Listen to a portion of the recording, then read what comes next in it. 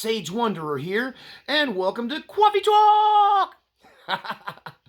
Today, we're going to talk about World War III. Dum dum dum! How close are we? What will it look like if it happens? Who will be the major players? And what new weaponry lay beyond the horizon that we know nothing about? Dum dum dum. Once again, a reminder that Coffee Talk is for theories and ideas that I find interesting but don't necessarily believe. So this is going to be speculation city up in here. We're just going to play a big giant game of what if and attempt to war game out what World War III might look like. So to the YouTube gatekeepers, I'm not news and I'm not a news commentator. I'm just a guy drinking coffee in his easy chair trying to figure out what the heck is going on in this crazy world. Part of what spawned this video is that I was watching Vladimir Putin's address to the Russian people, and it's the one-year anniversary speech of the beginning of the war in Ukraine. In it, pretty much the whole video, the whole speech, is about him indicting the United States, our behavior and actions and meddling in Ukraine as they see it. They blame us for the entire thing. And they also indict our way of life, and especially the areas of our culture that disagree with Orthodox Christianity. And so you have an idea. When I was growing up, the Soviet Union was godless. We saw them as godless. Any church that was there was driven underground, and it was illegal to be a Christian. But when the Soviet Union dissolved and turned back into the Russian Federation and the Berlin Wall fell, the Orthodox Church came out of hiding and was given a place of honor to the point where the leader of the Russian Orthodox Church, the Patriarch, was seated in the audience during this Putin address about the one-year anniversary of the Ukraine war. Periodically, when Putin would touch on religious subjects, which he did touch on religious subjects to the point of making scriptural references from the Bible itself, they would cut away to the Russian Orthodox Patriarch and try to gauge his reaction. He kept a stoic, blank look on his face, although I did detect a certain nod from time to time, especially in the portion of the address where Putin talks openly about the Anglican Church of America, and or they said Anglican, so it could be Anglican is European. The Anglican Church in America is typically called or referred to as the Episcopals.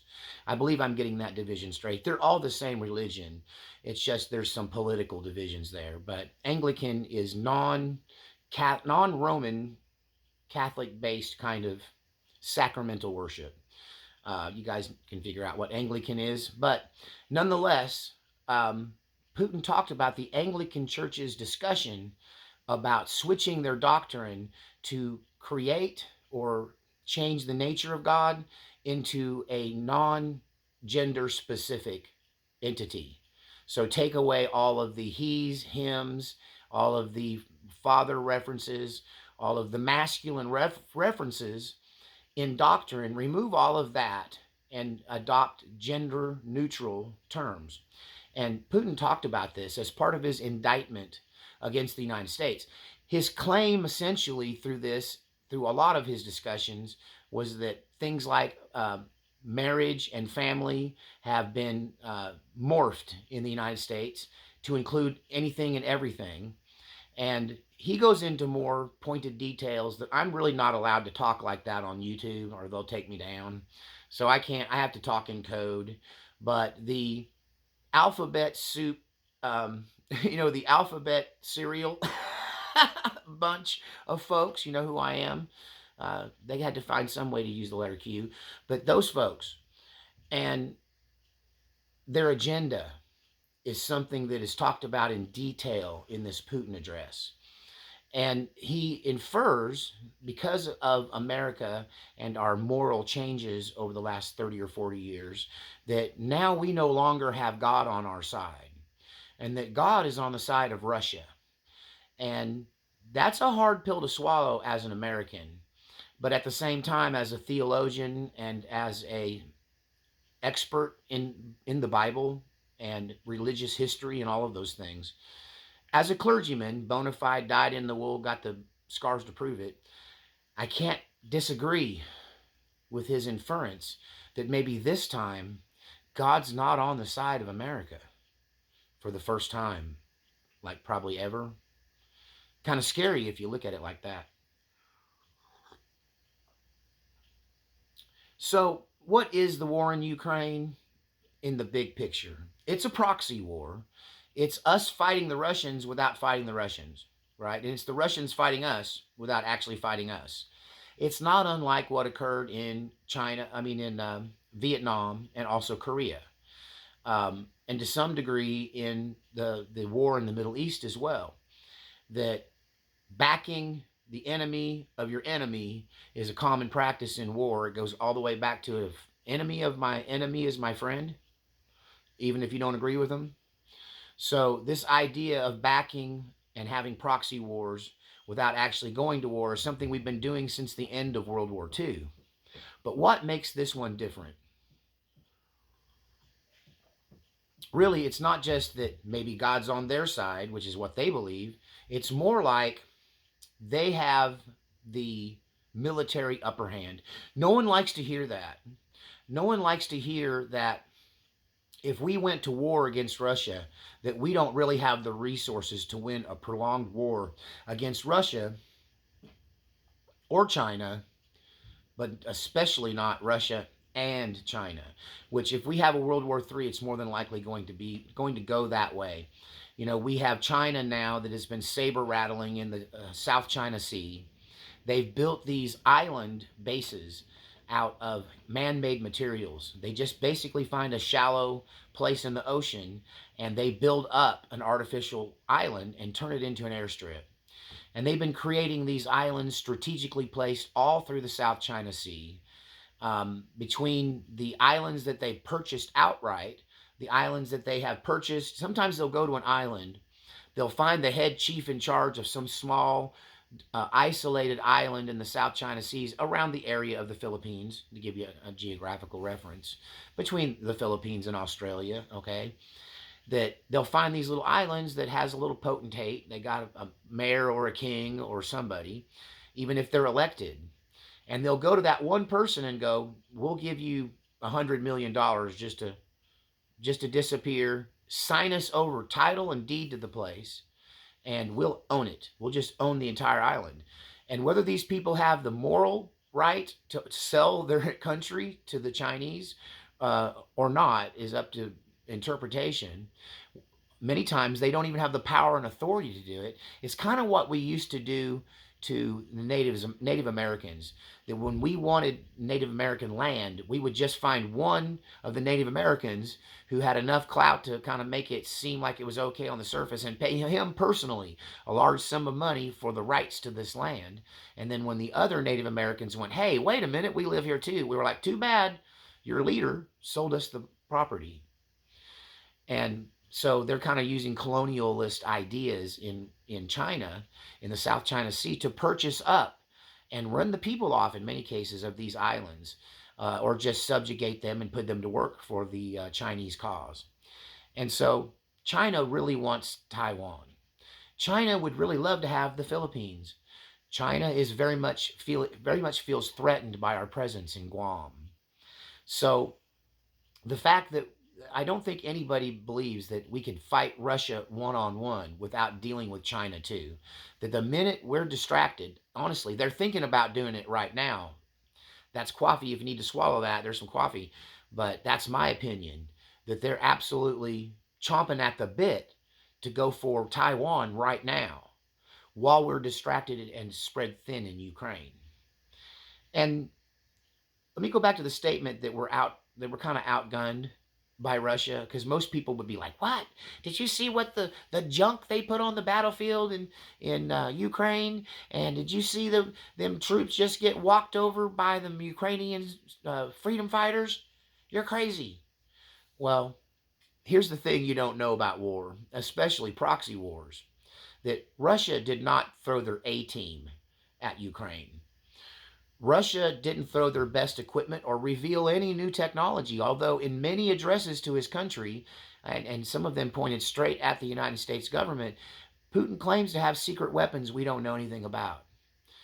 What could those secret weapons look like? I'll talk about that later in the video.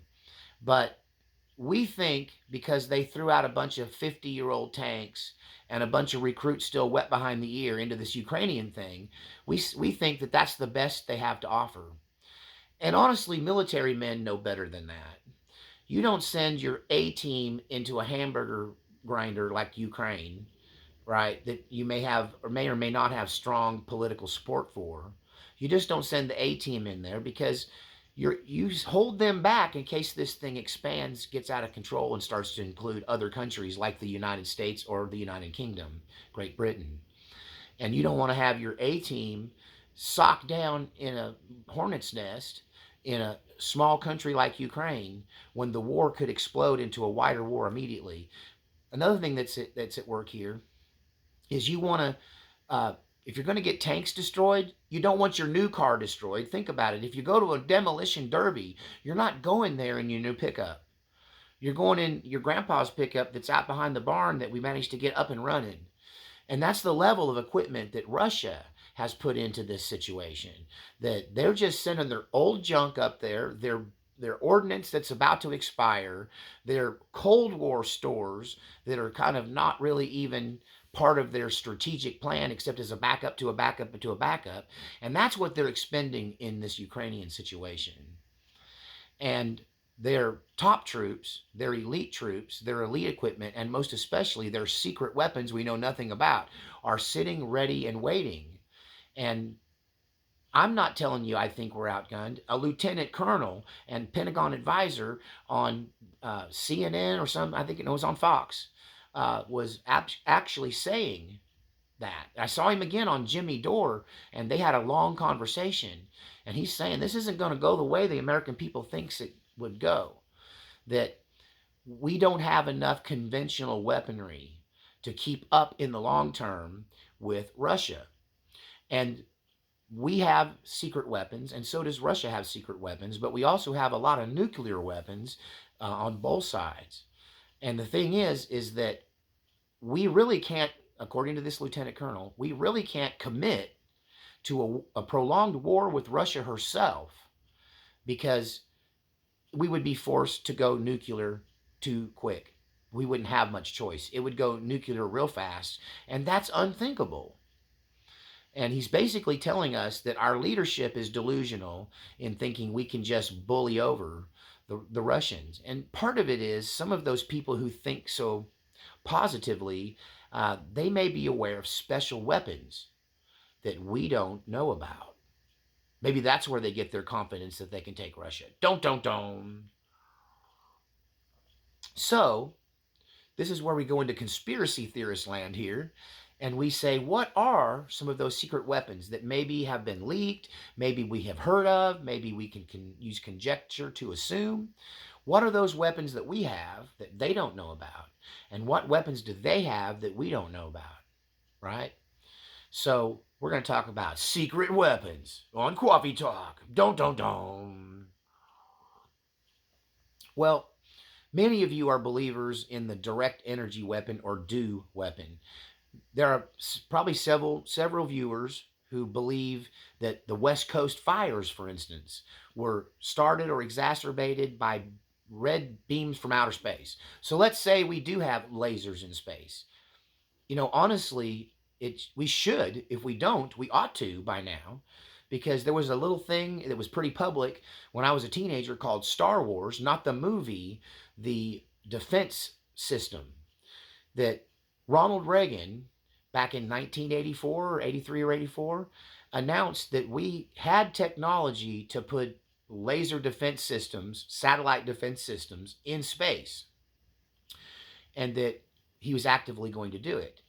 And then Congress stepped in, got under Democrat control, and they blocked him financially. And then we entered in the era of the $100,000 toilet seat and the $50,000 hammer, that they just covered up the expense required to put this system in space. And many conspiracy theorists, and I'm kind of one of them too, believe, with a little coffee to swallow it down, that we already do have some kind of either laser defense satellite based system or even conventional missiles in space. But we have a way of raining hell down on our enemies from outer space. Now let's talk about flying saucers. Y'all ever hear of a guy named Bob Lazar? You can believe Bob Lazar or not, but there is enough evidence from many other sources than Bob Lazar to suggest that a UFO from outer space, an interplanetary um, vehicle, was shot down in 1947 near Roswell, New Mexico, and that the remnants of that crash provided us with all of the technology that we use today. There's another theory that we're trading technology to the aliens for human experimentation subjects. Don't. Hashtag alien abduction. Hashtag help me, I've been probed. Whether we bought the technology from the space cowboys or whether we stole it from them after shooting down one of their UFOs, nonetheless, it appears that there's a lot of evidence that we have zero gravity, hovering, highly maneuverable, can turn at a 90-degree angle, can fly at supersonic speeds in our atmosphere. And some say they are capable of faster than light travel. Dun, dun, dun. How would a fleet of highly maneuverable UFOs, highly maneuverable spaceships, how would that work to tip the war in our favor or not? The most common, I think, UFO that we see today is not the saucer shaped, but the triangular lighted, like it's almost like a tridomino. It's a little flat triangle disc, and there's even some leaked information that this is a military aircraft that's kind of well known. It's like a something B something, but anyway, what it is basically flying saucer technology in a little flying triangle. And I actually saw one of these. I will tell you that I saw one of these, and I was absolutely certain that it was not an alien craft, but a United States Air Force aircraft. And I was in Colorado watching the big 4th of July fireworks. And I never get right down under the big fireworks where everybody's at. I like to get back away so I can see them at a distance and not necessarily have to deal with the crowds. So we were camped out in some kind of shopping center parking lot, sitting on the tailgate of my truck watching the fireworks. Whenever the fireworks would explode and you have that first big flash of light, I kept catching an image like a cloud. And I thought, is that smoke from the fireworks? What am I seeing out the corner of my eye? But the next time it popped and had a big flash like that from the fireworks show, I was looking right at the spot. And when it flashed, the light passed through the vehicle. And the vehicle was, hang on, put my coffee down. The vehicle was triangular shaped, but there was a window here and a window here, and they were kind of aligned so that you could look through the craft just like you look through somebody's house from one window to the next. And what I saw was the inside of the craft. It was triangular shaped. It was hovering, sitting absolutely still. It made no noise, and it was hovering just outside the flash of light from the fireworks. Lights out completely, and when the light from the fireworks lit up, I could see inside the cabin. And what's interesting is that I saw a white human being with a short haircut in what appeared to be a U.S. Air Force flight suit, and he had no helmet on. Which you'd think if a guy was flying a helicopter or even like a hovering jet, or an Osprey or anything like that, they wear helmets because you can crash, because you can bang your head when you turn too sharp because of the G-forces. But if you know anything about this zero gravity technology, you know with inside the vehicle there is no G-force, that it's calmer than a limousine, that you don't need a seatbelt, nor would you need a helmet, right? Because you're not falling out of your chair unless you're drunk, and then you shouldn't be driving the UFO. Know what I'm saying? Don't drive UFOs drunk. Everybody knows that. We all learned that from Spock. So I believe that we have these triangular silent moving, probably invisible to radar vehicles, because I saw one with my own eyes, and it was definitely piloted by a United States Air Force pilot. Um, 99.9% certain that that's the figure I saw inside. It definitely was not alien at all. It was very clearly what you'd expect to see inside the cockpit of an airplane, minus the helmet. So we have, I believe, this technology. What do the Russians have? What do the Chinese have? We know that the Chinese have supersonic weapons, supersonic missiles, excuse me, that can fly barely above the ground. They can track along the ground, which defeats our radar, and they can be here in the blink of an eye. And that's something I've talked about on this channel. That was a recent leak and public knowledge, and they demonstrated it. They showed us the missiles. So we know the Chinese have that. Something the Russians have that many of you might not have heard of, but I've done a few videos on them. I call them tsunami subs. But they have these submarines that deploy a drone torpedo equipped with a nuclear warhead. And they can drive these things out, set them on the bottom of the ocean, and forget about them.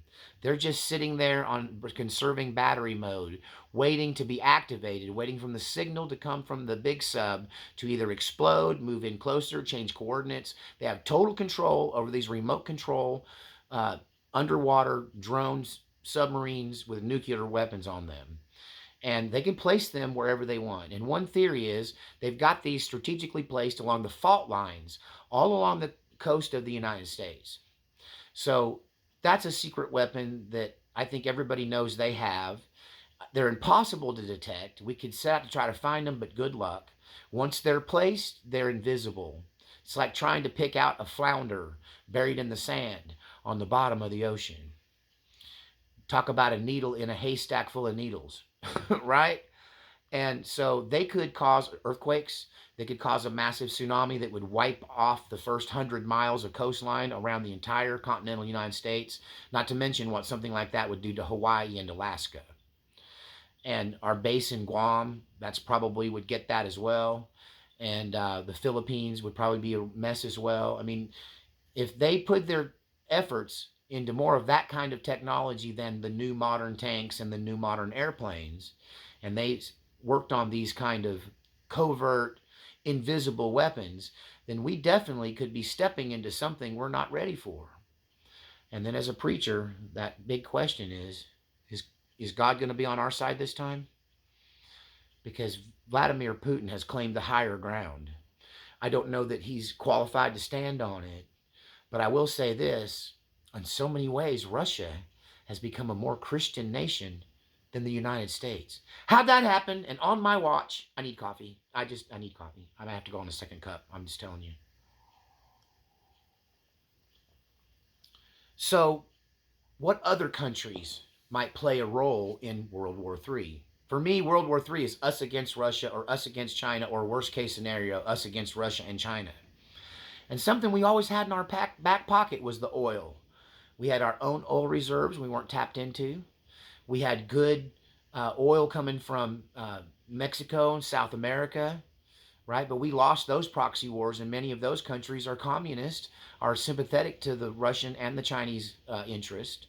And some of them we have sanctions against, to the point where Venezuela comes to mind, where Russia is going to get access to that oil, not us, even though it's closer to us than them.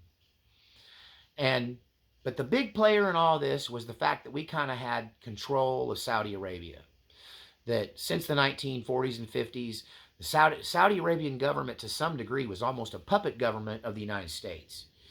And the royal family there has been sympathetic to and in favor of Western, that's the best way to put it, Western capitalism and the free market system, and Western, or especially American culture in a lot of ways.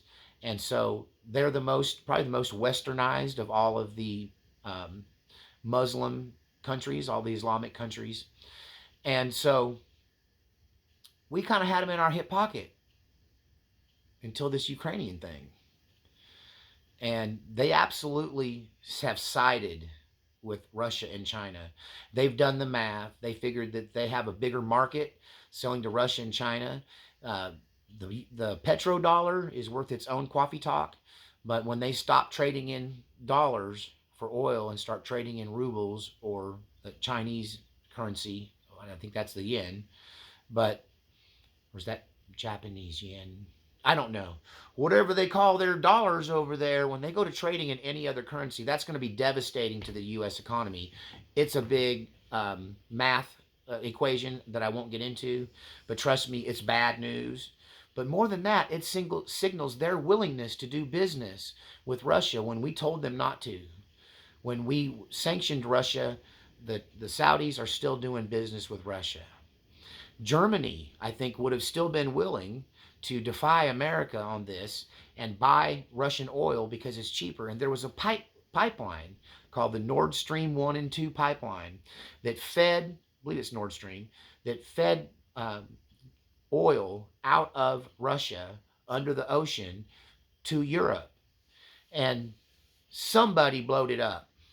Now, there's an investigative journalist who did a really good job, I believe, in proving that it was our government, the United States government, covertly, to potentially Navy SEALs that blew up the Nord Stream pipeline. I don't know. That's why it's a coffee talk. I have my opinions, but I don't usually let them bleed in too much in these kind of things. You just think about it yourself. Would that be something our government might do? And at the very beginning of the war in Ukraine, that Nord Stream pipeline was blown up by somebody. And then we blamed the Russians for blowing up their own pipeline. That doesn't make sense. The devil's a terrible liar. He can't get his facts straight. That just don't make no sense. It's not strategic. And it's like beating somebody up and then saying, they beat their own self up. You believe that? They hit their own face. I didn't do it. Hiding the bloody knuckles. You know? So there's that. How did we get into World War II? Everyone knows we got into World War II when the Japanese surprise attacked Pearl Harbor and did that dastardly deed that would go down as in infamy. That day would be etched in infamy. I think FDR said that in his famous speech. You have nothing to fear but fear itself. I think it's part of that same speech. However, how did we get there? What caused them to attack us? And it's pretty pure and simple. That the war, World War II, starts in 1933, and we don't get involved until we get surprise attacked in 1941. But that's actually not the truth. That America pulled itself out of the Great Depression by supplying arms and steel and coal and oil and aluminum to people involved in the fight against the Germans and the Japanese. And we were selling armaments, we were selling raw materials, and we were making out like bandits. And the Japanese decided that if you're supplying our enemies, you're in the war. So welcome to the war. And they surprise attacked us December 7th, 1941 at Pearl Harbor, Hawaii. Now, is that something the Chinese might do? Is that something the Russians might do? Would the Russians think like the Japanese did and think, hey, if you're sending tanks to the Ukraine, if you're sending F-16s to the Ukraine, if you're sending intermediate range and long range missiles to Ukraine, then you're the enemy too. Welcome to the fight. What sneak attack would China do? Or what sneak attack would Russia do? Or would they have a joined, unified sneak attack? Well, I think it's pretty clear that something like a tsunami sub attack on our coastlines or an EMP. We just had these Chinese weather balloons that we've been shooting down all over the country, many of them. They were able to float these right over our most sensitive military bases. And whether they were taking pictures or whether it was a dry run, but I think that that's going to play a major role in our next war. That it will start with some kind of surprise attack, an EMP, a tsunami sub. And they have to follow it up with some kind of strategic nuclear attack on our military infrastructure, and they will have to destroy our Navy, and they'll have to try to do it all in one day or 1 week. If they want a decisive win against the United States, it needs to be a sucker punch, or at least start with a significant sucker punch. So tell me in the comments section, what do you think World War III would look like? What do you think the technology we can't see might unleash on the world. What do you think the sneak attack will look like? Because I promise you rather, that China is going to make a move on Taiwan, and to do that, they're going to have to deal with our navy. If Taiwan wants that, they're going to have to fight the U.S. Navy. That means Russia might target our Navy, China might target our Navy, target our fleet, target our submarine bases. Some of those are in highly populated areas. What would World War III look like? Feel free to comment in the next or in the comment section, and we're going to talk about this probably in the next coffee talk too, because there's a lot to get to.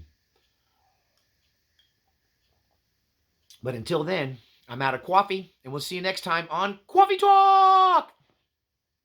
Don't forget to support the channel. Drop me some money in the PayPal. You know who I'm talking to. Yeah, you. Just a few bucks, man. If you liked what you like what you heard. We'll see you next time.